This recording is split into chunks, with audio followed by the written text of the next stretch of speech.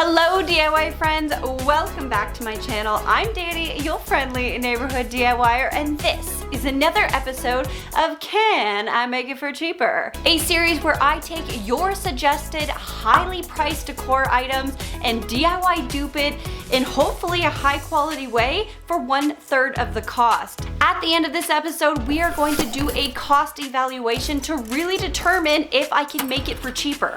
Maybe I can, maybe I can't, but this is a series to find out. But before we jump into this episode, guys, if you're not already subscribed to this channel, make sure you hit that subscribe button. Don't miss out on any cool DIYs that we're doing in 2021 because it's going to be rad, it's going to be weird, it's going to be dupe filled, and you don't want to miss out. So without further ado, let's jump into this Can I Make It For Cheaper? And roll the tape. Boop.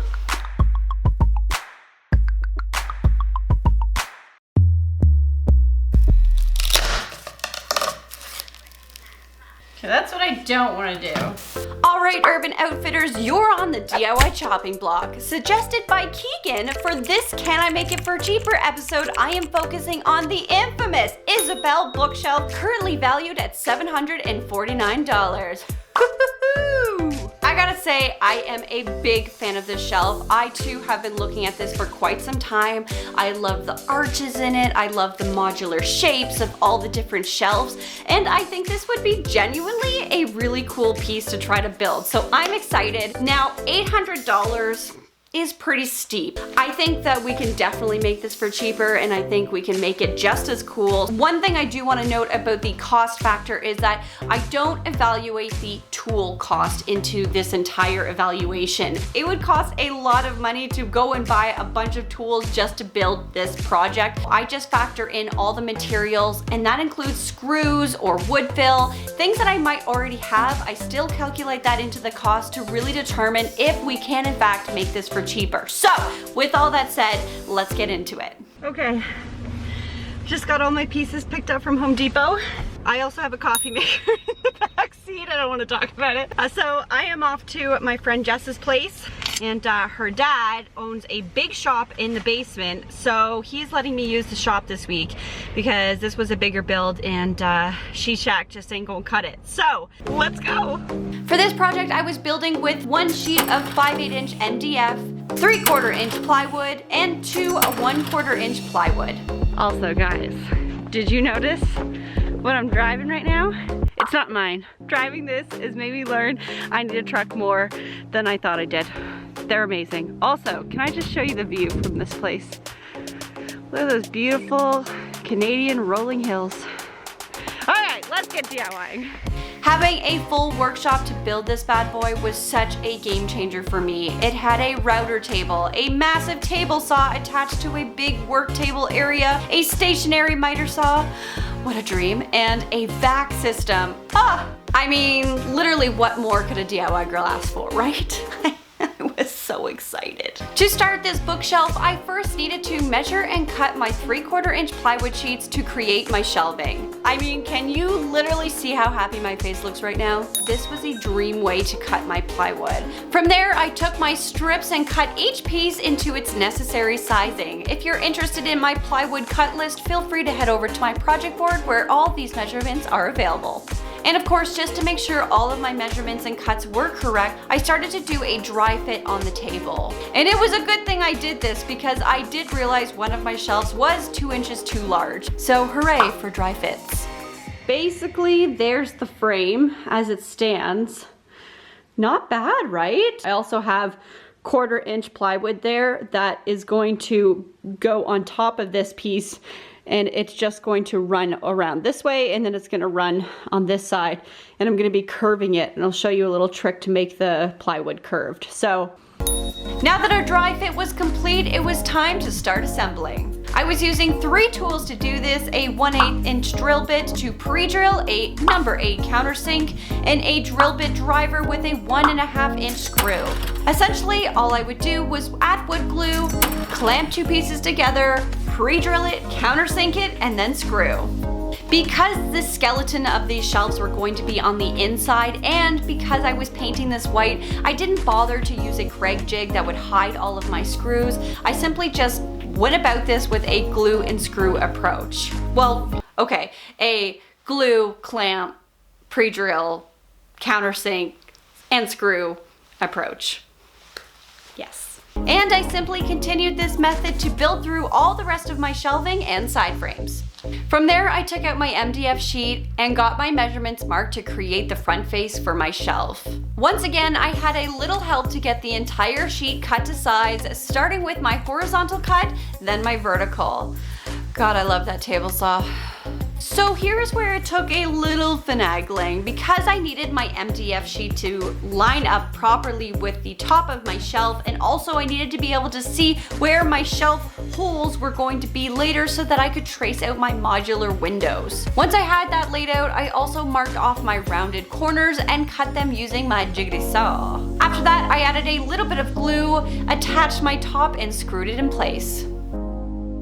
If this is the only like boo-boo that I make, I'm gonna be happy. But so I like pre-drilled, and then I realized where I had a screw before, the two screws were hitting each other. So that's unfortunate.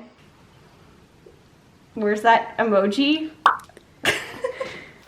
That was one rookie mistake, Danie. Not happy with you.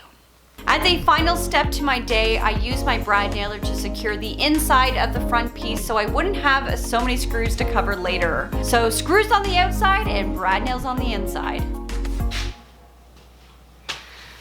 Okay, well, we got all our pieces cut.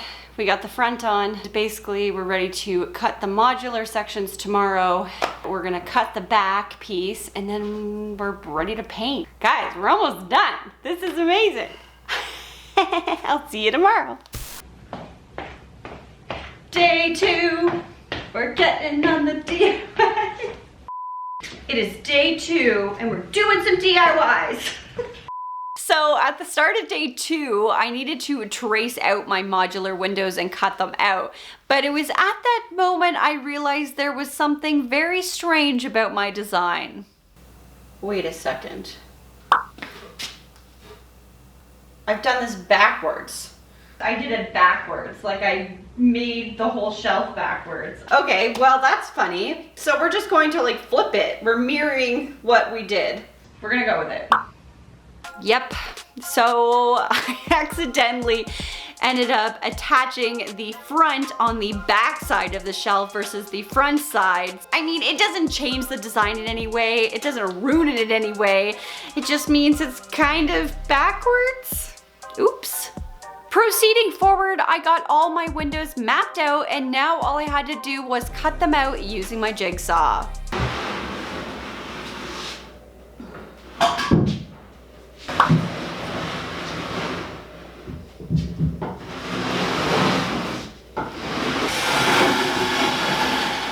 MDF is not a hard material to cut through, but after a while, the general vibration from the tool really did a number on my wrist. It kind of got to the point where it was just helpful to be right on top of the project. Probably should have just put the darn thing on the floor, but c'est la vie. Okay, I just want to show you guys what this looks like from a top view. I think it's all there. Very exciting. All the shapes are there. And the idea is there, so that's all that matters right now. So how I planned my design was I left a 1/4 inch of a gap on each side of the shelf that would allow me to add a 1/4 inch piece of wood that was going to also be the bend of my shelf. I needed to use a technique called kerf bending to create that bend. Now this was a technique that I had never done before, so needless to say, I was nervous. Nervous, but excited. First off, I had to get my 1/4 inch plywood sheets cut to size. That was the easy part. I determined where my bend needed to happen on my board, and using a test piece, I practiced the technique before actually cutting into my real pieces. So what I was doing was creating small cuts about 3/4 of the way through my plywood in the designated bent area using my circular saw and a speed square to guide me. You basically just want to leave the top veneer on it. You can also do this on a table saw, but this was the way I felt the most comfortable doing it at the beginning. Essentially, if you just take small sections out of the plywood, it was going to allow that plywood piece to bend. I mean, it sounds easy enough, right? Yeah, well, not so much. All I kept doing was snapping the wood. I couldn't figure out what I was doing wrong, and it certainly wasn't bending as easy as all the online examples were showing. I was very frustrated. I started rewatching old videos. Also, thank you to The Honest Carpenter for all your detailed videos. I will link them all below if you're interested to learn more about kerf bending. I then tried to reapply those tips, but still nothing would happen. So I just did the only thing I knew any person in my situation would do. I called an engineer.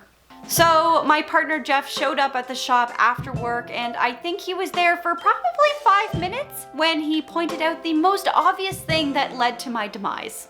Okay, so I was having a lot of problems with my test pieces, which then made me have to keep testing on the good pieces, but it did take Jeffrey coming over, bless your heart, to help me solve this. I found out that I had cut my plywood the wrong way. So once you cut this with the grain of the wood, which makes so much sense, then all of a sudden we got Floppy Jane here. What we're gonna do is do smaller pieces to fit the corners, and then I'm just gonna use my long pieces to butt up and finish the sides.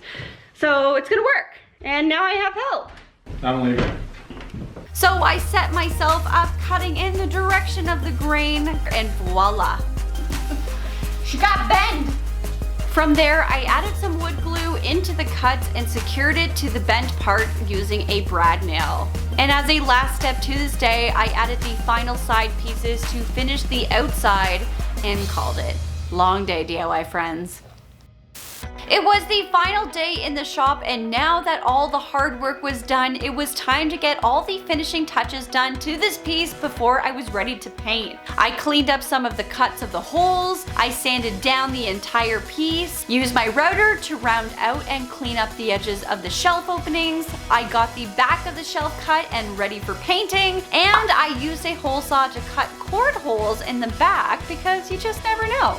So before I get on to this next part, I do want to preface it with the fact that if you are going to paint MDF, you do need to prep the edges of the MDF because it is a very porous material. If you just paint it right out, it is going to absorb that paint and is not going to give you the finished look that you want. I ended up using drywall compound on the MDF edges, and then I just used simple wood filler on the wood portion of this shelf.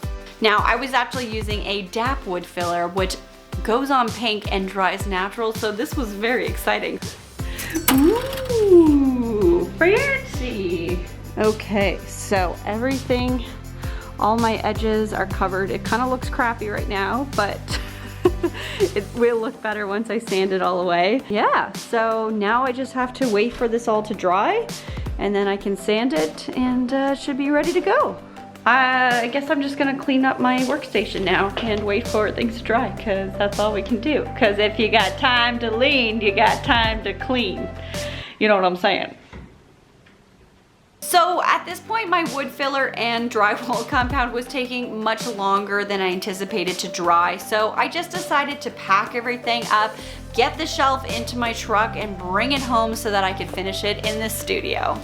Okay, so last night I got home and I built something to help me spray paint this piece inside. Let's all not freak out because I'm getting serious Dexter vibes from this whole thing, and I'm so glad the neighbors can't see me because, well, you guys should see it.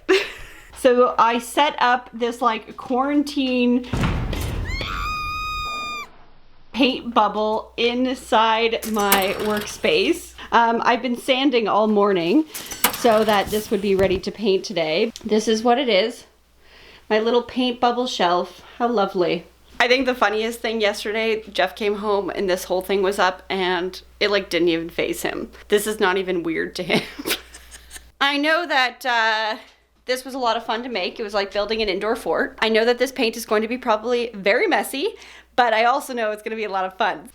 All right, let's get the paint set up. So I prepped my paint sprayer. To paint this piece, I wasn't going fancy with color in any way. I was simply using bare ultra pure white in eggshell. All right, I'm nervous.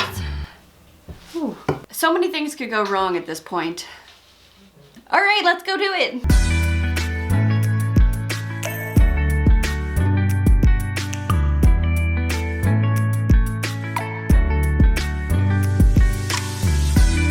And while I was waiting waiting for the shelf to dry, I got going on painting the back of the shelf using a paint roller. But at this point, I either spent way too much time in that quarantine paint bubble or literally I was just losing it. What could this bookshelf hold?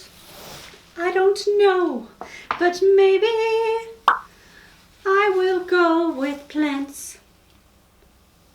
A bowl, something decorative, so that it looks good. But for now, I will paint the shelf white because it just looks alright. And then when it's done, it'll be the Isobel shelf, duped to a T, but a little backwards, oopsie. But who cares, 'cause you made it yourself. Yeah, I don't know, guys. I mean, this is what you subscribe to, so. Quarantine shelf update. It's white. And it looks super dope! Yeah! Yeah! Yeah! Sorry. It's exciting. Okay, bye.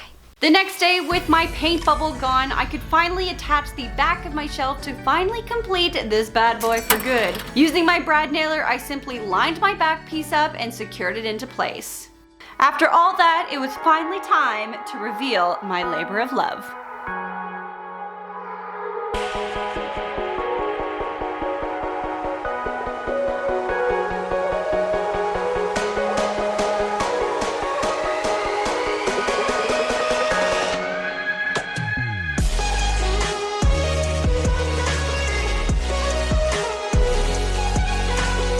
There it is, my DIY friends, the famous Urban Outfitters Isobel Bookshelf DIY duped. I mean, this version isn't perfect, I know that, but I still think it was such an awesome project to take on and learn some new techniques that I'm excited to master for future projects. I had so much fun creating this, and I thank everyone who recommended this for the series. But of course, in spirit of this series, let's talk the real cost. As a reminder, the Urban Outfitter version of this bookshelf was $749, calculated with tax. That is a total of $846.37. Okay, so pulling out my DIY cost calculator, I have them all here. Let's tally this up. Now, if I were to buy all the materials, because some of the materials I did own myself, but putting that aside, if I bought all the materials from scratch, this project would cost me a total of $298.31. And with taxes, that is a total of $337.09. Was my version of this bookshelf perfect? No. It had some bumps and bruises and definitely some learning curves along the way. However, I saved $500 on this project by making it myself, and it looks dope. So if the question is, can I make this Isobel bookshelf for cheaper? I think the answer is yes, I can. Thank you so much for watching this episode of Can I Make It For Cheaper? Let me know how I did, and would you guys make this for yourself at home? Let me know in the comment section below. And don't forget, what I make on Can I Make It For Cheaper is decided by you, so hit me up in my email, use the attention line at Can I Make It For Cheaper, and let me know what you would like me to make for cheaper. Or you can hit me up on Instagram at DIY Danie. Let me know, and I'm excited for the next project. As always, stay creative, stay positive, and keep on DIYing. Bye-bye.